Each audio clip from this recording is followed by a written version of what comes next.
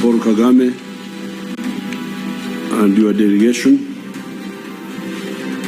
First of all, I welcome you to Uganda, which is your home. Paul Kagame ni intumwa zaguherekeje mbere na mbere mbahaye ikaze muri Uganda ari naho mu rugo bya nyabyo kuri wowe. Literally and metaphorically.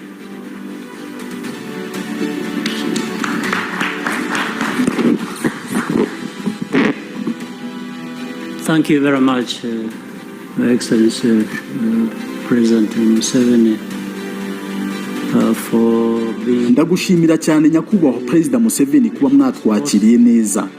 Ku giti cyanjye n'ikipe yamperekeje buri gihe ni iby'agaciro kubasura no kuba ndi hano muri Uganda kubera impamvu zitandukanye zirimo n'izo umaze kuvuga. Rero Perezida nongeye kubashimira cyane. So, President, thank you very much once again. Your Excellency Paul Kagame and Your Excellency President Museveni, what are you doing? Nyakubahwa Perezida Paul Kagame namwe nyakubahwa Perezida Museveni ni iki murimo gukora kugira ngo muhangane n'ikibazo kiri muri Repubulika ya Demokarasi ya Kongo to deal with the situation in the DRC? DRC is of a big concern to everyone. Repubulika ya Demokarasi ya Kongo ihangayikishije buri wese cyane cyane abaturanyi bayo, ariko abaturage b'abanyekongo nibo ubwabo bagirwaho n'ingaruka zikomeye, bababaye igihe kirekire. Rero hari icyo twakora kuri ubu. Icyo navuga nuko abantu bazi neza ko ari ngombwa ko habaho kwihutira gushaka icyakorwa kugira ngo ikibazo cya Repubulika ya Demokarasi ya Kongo gikemuke. What can be done to try and deal with the matter of DRC. Perezida Paul Kagame yasuye Perezida Yoweri Kaguta Museveni Entebbe muri Uganda. Ese byabaye ryari? Turaje tubibabwire ku buryo burambuye.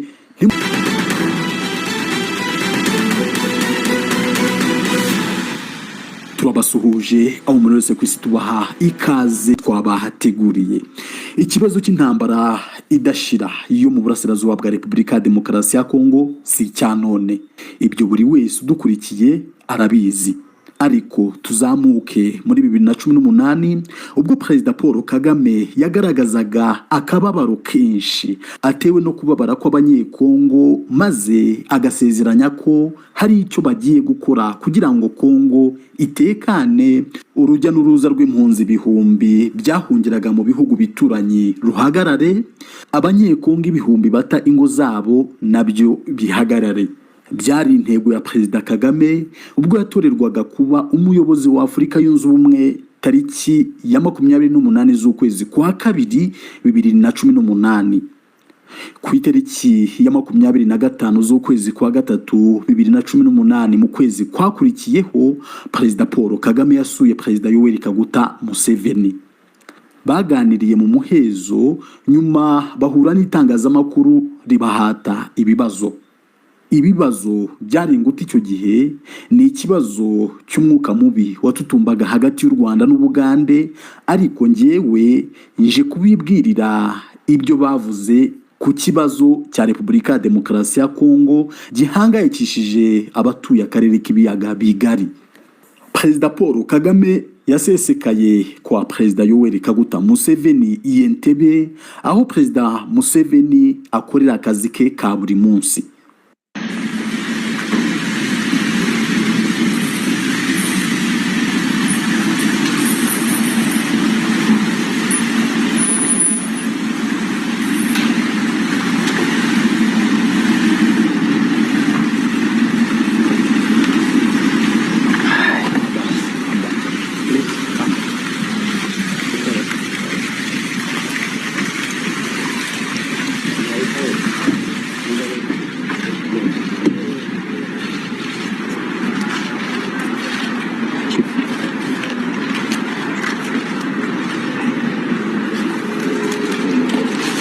Perezida Yoweri Kaguta Museveni yatangiye aha ikaze Perezida Paul Kagame agira ati: Paul Kagame and your delegation,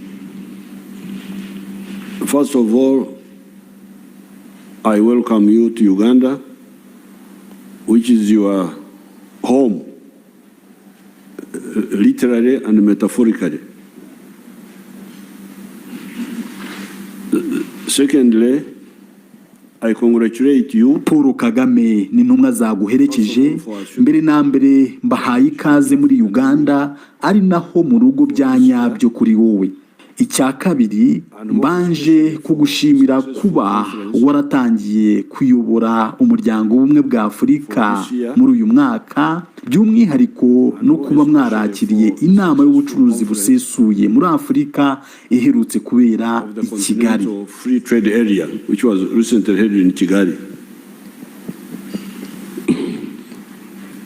We have used these hours to have very fruitful discussions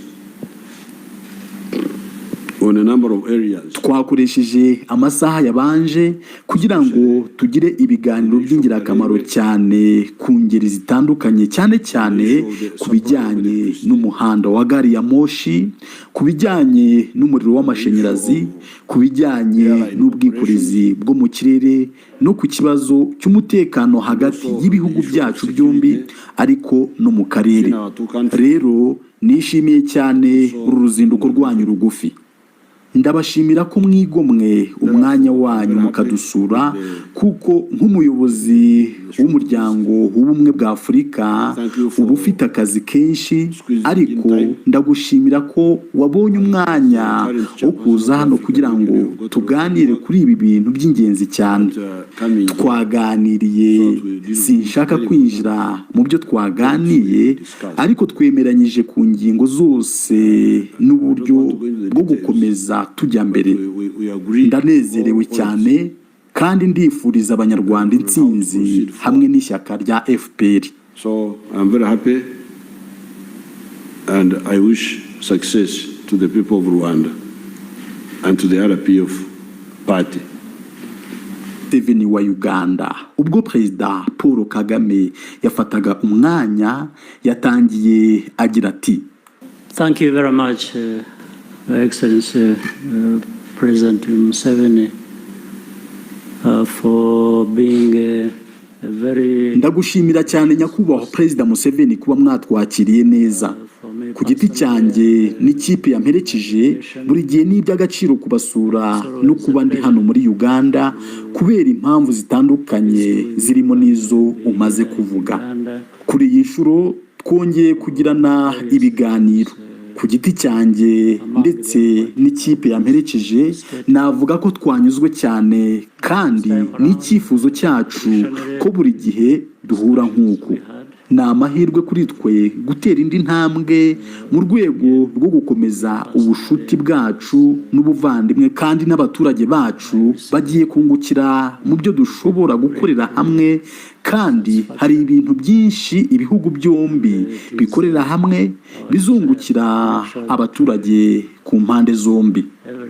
Ibintu twaganiriyeho bifitanye isano n'akarere kacu, umugabane wacu, kandi nagize amahirwe yo kumenyesha Perezida ibyaranze inama duherutse kwakira i Kigali ijyanye n'ubucuruzi busesuye ku mugabane wa Afurika, kandi byagenze neza, byatanze umusaruro cyane. Ndashimira umusanzu wa Uganda na Perezida wayo ku bwitange mu gutuma ibyo bigerwaho. Rero Perezida, nongeye kubashimira cyane. So President, thank you very much once again. Perezida Paul Kagame nyuma yo kuvuga ijambo, umunyamakuru yabajije aba baperezida babiri iby'ikibazo cyo muri Repubulika ya Demokarasi ya Kongo, aho hari intambara zatumaga icyo gihe impunzi zihunga ku bwinshi zijya mu bihugu bituranye, cyane cyane Uganda. Umunyamakuru yabajije ati: Your Excellencies, my question regards this situation, the security situation in the DRC. As chairman of AU, Your Excellency, banyakubahwa, ikibazo cyanjye kijyanye n'umutekano muke muri Repubulika ya Demokarasi ya Kongo. Nk'umuyobozi wa Afurika yunze ubumwe, nyakubahwa Perezida Paul Kagame, namwe nyakubahwa Perezida Museveni, n'iki murimo gukora kugira ngo muhangane n'ikibazo kiri muri Repubulika ya Demokarasi ya Kongo, kuko ubu impunzi nyinshi zirimo kuza kandi ntekereza ko bishobora kugira ingaruka no ku mutekano w'ibi bihugu byombi. I think for the security of these two countries as well, there might be an issue. Perezida Paul Kagame yasubije agira ati, DRC is of a big concern to everyone, starting with the neighbors. Repubulika ya Demokarasi ya Kongo ihangayikishije buri wese, cyane cyane abaturanyi bayo, na cyane cyane Uganda yamaze kugerwaho n'ingaruka zikomeye, harimo no kwakira ibihumbi magana by'abantu bagizweho ingaruka. Birashoboka ko imibare y'izo mpunzi ishobora kwiyongera ejo. Rero icyo ni ikibazo gikomeye, kandi ndizera ko n'abandi baturanyi ba Repubulika ya Demokarasi ya Kongo bahura n'ibibazo nk'ibyo cyangwa bitandukanye, ariko buri wese arimo kugerwaho n'izo ngaruka. Hari n'abanyekongo ubwabo byagizeho ingaruka. Ndizera ko ikibazo nk'iki gituma impunzi nyinshi zihunga mu gihe gito cyane. Ni ibibazo bimaze imyaka myinshi biriho. Niyo mpamvu ONU imaze imyaka ibarirwa muri za 40 muri Kongo. Bafiteyo MONUSCO, ingabo za ONU ziriyo kubera ibyo bibazo bihari ubu. Ariko ibyo turimo kubona uyu munsi si ukurangira kw'ibyo bibazo, ahubwo ni ibibazo byinshi birimo kwisukiranya. Rero byanze bikunze, ibi ni ibintu bihangayikishije cyane abaturanyi bo mu karere n'umuryango mpuzamahanga wo hanze y'akarere n'abandi. Niyo mpamvu turi kugerageza kurebera hamwe, kandi tugomba wenda kwihuta cyane. Nk'akarere dushobora gukora icyatuma dukemura ibibazo byo muri Repubulika ya Demokarasi ya Kongo. A way of doing something that would be relevant to addressing the problems in DRC as we know them, that we intend to do that. We are already talking. In fact, it was part of nk'uko tubizi, ibyo twashakaga gukora mu by'ukuri twamaze kubiganiraho nka kimwe mu byaranze ibiganiro nagiranye na Perezida Museveni. Tugomba gukorana n'umuryango w'abibumbye usanzwe uriyo kugira ngo batubwire ibirenze ibyo barimo gukorayo bidatanga umusaruro kandi bamaze imyaka myinshi. Batubwire ibyo bateganya gukora cyangwa icyo twakorera hamwe kugira ngo Kongo itekane, duhagarike abahunga benshi n'abata ingo zabo, ibigira ingaruka ku mutekano w'ibihugu bituranye bya Kongo. Iyo tuvuga ingaruka ku bihugu bituranye, ariko abaturage b'abanyekongo nibo ubwabo bagirwaho n'ingaruka zikomeye, bababaye igihe kirekire. Rero hari icyo twakora. Kuri ubu icyo navuga nuko abantu bazi neza ko ari ngombwa ko habaho kwihutira gushaka icyakorwa kugira ngo ikibazo cya Repubulika ya Demokarasi ya Kongo gikemuke. What can be done to try and deal with the matter of DRC. Perezida Paul Kagame. Nyuma ye, Perezida Yoweri Kaguta Museveni yavuze nk'ibyo Kagame yavuze, ariko abivuga atangira mu Kinyarwanda, akomeza mu Giswahili agira ati, ndavuga nga chairman wa African wavuze. What the chairman has said is also what I say.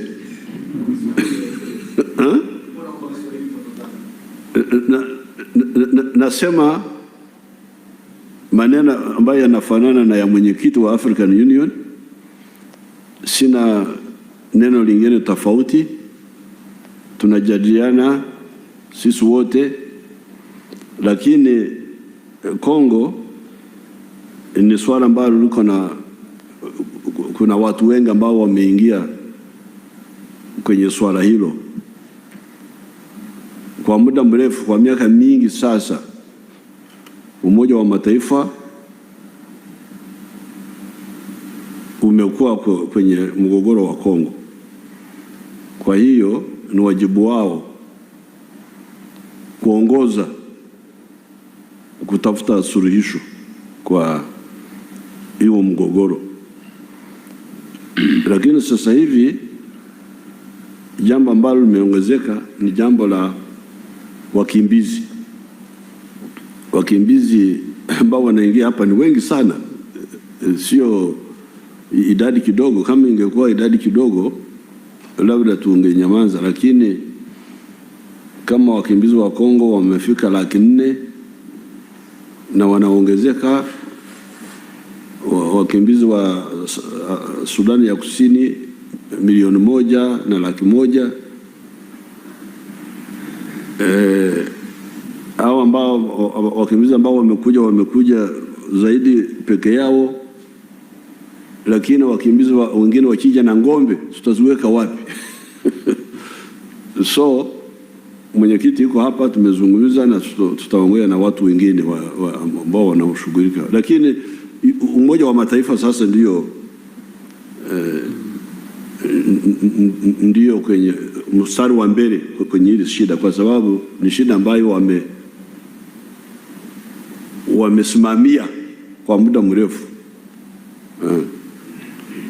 The UN have been supervising that problem for a long time. Since the death of Lumumba, 1960, the UN has been in Congo almost continuously. 58 years now. Lakini tutaongea nao. Bahati nzuri sisi wote tunaongea Kiingereza, tunajua lugha zao. Asante sana. Ngayo nguko rero, reka dusoreze hano dushimira mwese mukomeje kubana natwe mu biganiro n'amakuru tubategurira. Dushimiye by'umwihariko abantu mwese mwaduhaye umusanzu wa subscribe, dusaba abatarabikora namwe kubikora kugira ngo ibyo ducishano bizajye bageraho 5 kuri 5. Nta kindi bisaba no gukanda munsi ya video handitse subscribe, hari n'akazogira gahita kaza ugakoreho, ibyo ducishano bizajya bikugeraho 5 kuri 5. Murakoze, mukomeze kugira amahoro y'Imana, murakarama.